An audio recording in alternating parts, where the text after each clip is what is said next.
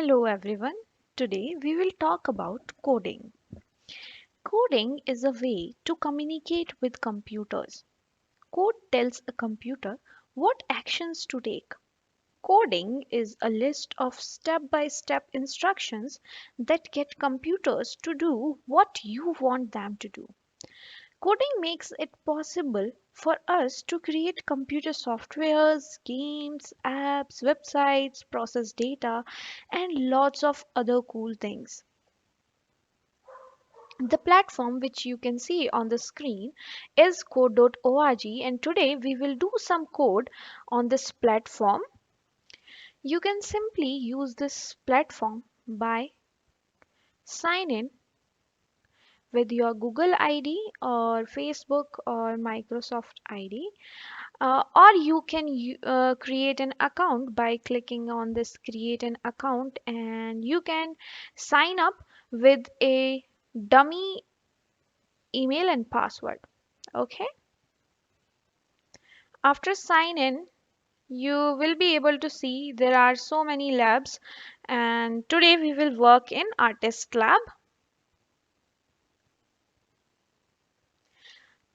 This is how artist lab looks like. We have different sections. So let me brief you about all these sections. This big white screen is called workspace. Here we will write our code, and we will write our commands over here like this. And here we have this gray box is called toolbox. Okay, here you will find all the commands, and in the left side this big square is called play area. Here you will be able to see output of your commands which you will write here. Okay, and here you have instructions. As this is an artist lab, we have to draw something here. Now I want my computer to draw one square shape for me. For the same, now I have to give some commands to my computer. So now I will go to actions, and I will get one command, that is move forward by some pixels. Okay, so I will get this command and snap it over here. Here this command is move forward by some pixels. So uh, for example, if we talk about length, so we have some measuring units for length, like centimeters, meters, inches, feet. For distance we have some measuring units like kilometers, miles. In the same way, we have pixel. Okay, pixel is the smallest unit of a digital image or graphics. Okay, so if I will write 100 over here, see, when I will click on run, this artist will move forward with some distance, right? It is moving. So this distance on the screen, we measure it in pixels. Okay, so now what if I will make it 200 pixels? Now it is so big. Let's move it to 100 pixels. Now one side of my square is done. Now I want to make second side of my square. To do same, first I have to give instruction to turn this artist towards left. So I will go to actions, and now I will get turn left command, and I have to give some degree over here. Turn left by, for squares we have 90 degree, right? So I will write 90 over here, and again I have to move this artist 100 pixel more. So now I will use this move forward, and I will write 100 again. Now again we've for making third side, I have to turn this artist towards left. So to turn the artist towards left, I will again use this block and I will turn it to 90 degree, and again move forward 100 pixels. We are using 100 pixels for all the blocks because we want to make square. And now again we have to turn this artist towards left by 90 degree, and again it will move 100 pixel forward. Okay, and now I will click on reset and run this program. Okay, now I will make it slow and run it.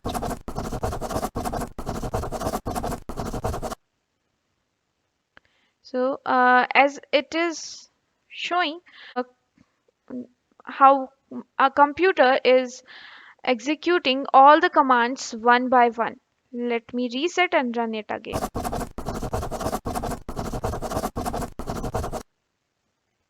So here I gave some instructions to my computer, and my computer draw one square for me.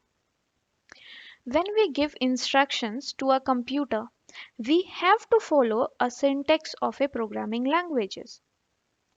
What do I mean by syntax? Syntax is a structure of statement or the way of writing a piece of code. So here I have one example of syntax. Like in C, if I want to declare a integer variable, I have to write int x is equals to the number which you are declaring, like for 5, and here I have given a semicolon. But in JavaScript, if I want to declare a integer variable, I have to write var x is equals to 5 in semicolon. So as you can see, this keyword is different in both the languages. So the syntax is different for every language. We have so many programming languages today, like Java, C, C++, PHP, Python, JavaScript. Every programming language has its own syntax. It has predefined functions, it has some libraries, and it has some keywords. So today I'm using block-based coding, and behind these blocks we have JavaScript. Now I will click on show code, this button,